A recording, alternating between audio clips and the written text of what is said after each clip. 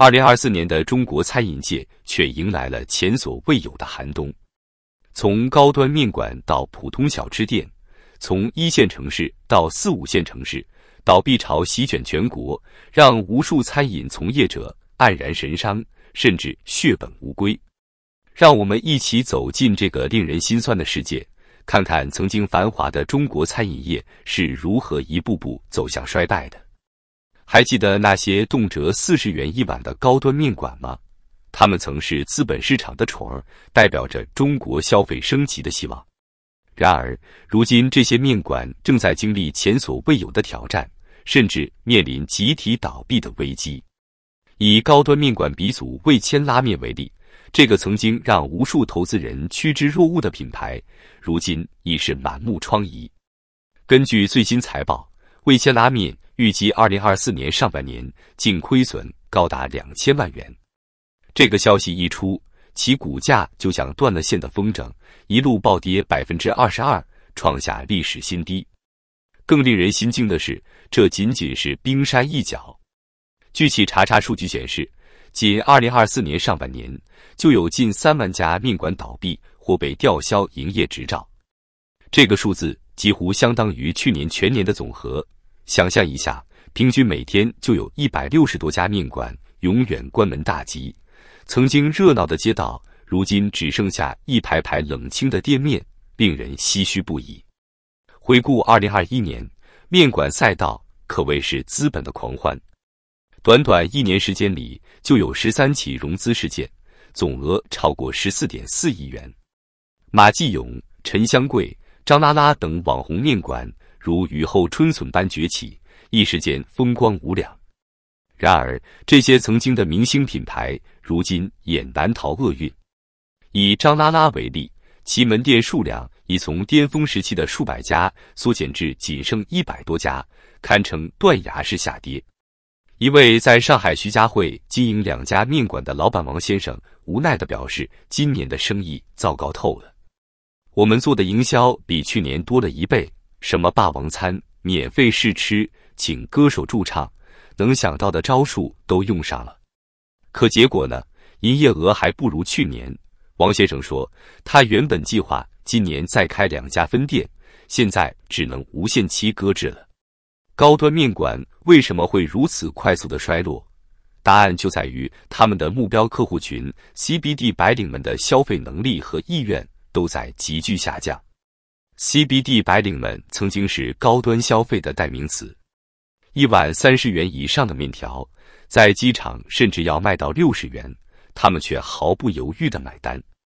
然而，2024年的中国白领们已经不装了，他们变得越来越精打细算，甚至开始自己带饭上班。近期，一项名为 CBD 的午餐打工人吃不起的话题在社交媒体上引发热议。新浪财经发起的一项调查更是令人震惊，在参与的3万人中，选择10元以下午餐的有4881人，而选择10至20元的高达1.6万人。也就是说，将近70%的白领午餐预算不超过20元，这与动辄30至40元的高价面馆形成了鲜明对比。一位在北京金融街工作的张女士说，以前1个月工资5位数，午餐50元以下都不好意思吃。现在呢，公司裁员，工资降了30%，我每天中午就啃个10块钱的煎饼果子，还觉得挺香。更雪上加霜的是，随着经济下行，许多公司要么裁员，要么干脆关门大吉，还有不少公司为了节省成本，搬到了租金较低的郊区。这导致核心商圈写字楼的空置率达到了令人瞠目结舌的程度。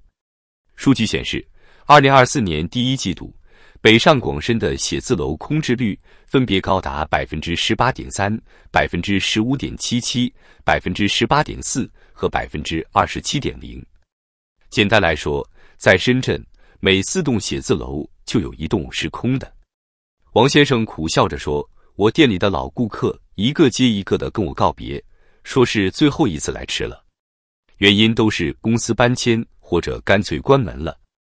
现在我每天站在店门口，看着那些空荡荡的写字楼，心里凉透了。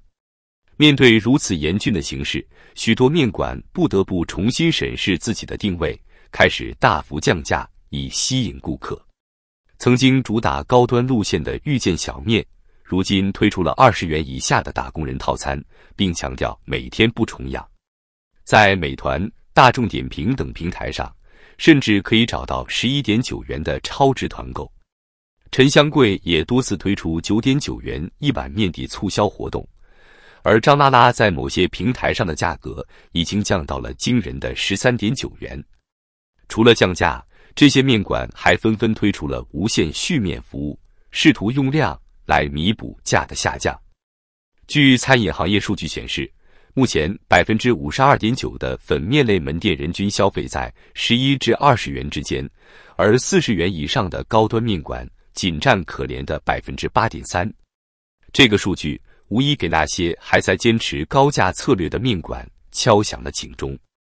一位餐饮业内人士感叹道，现在的情况就是要么降价求生，要么关门大吉，没有第三条路可走了。在全国性高端面馆连锁品牌纷纷败退的同时，一些立足本地特色的区域面馆品牌却逆势而上，形成了独特的诸侯格局。以重庆小面为例，遇见小面和五味小面在当地可谓是如日中天。陕西面馆市场上，陕味十足、大师兄和老晚会三足鼎立。苏式面馆中，松鹤楼独占鳌头。这些区域性品牌凭借对当地口味的精准把握和相对亲民的价格，在激烈的竞争中杀出一条血路。然而，即便是这些区域霸主，也难逃经济寒冬的侵袭。一位遇见小面加盟商透露，去年同期，我们一天能卖出800多碗面，现在勉强能卖到500碗，利润率从 15% 跌到了不到 5%， 再这样下去，我们也撑不了多久。这种情况在全国各地普遍存在。一份行业内部报告显示，2024年上半年，即便是在自己的大本营，这些区域面馆品牌的平均营业额也比去年同期下降了 30% 左右。有专家预测，如果经济形势继续恶化，到2025年底，这些区域品牌中可能有1/3会被淘汰出局。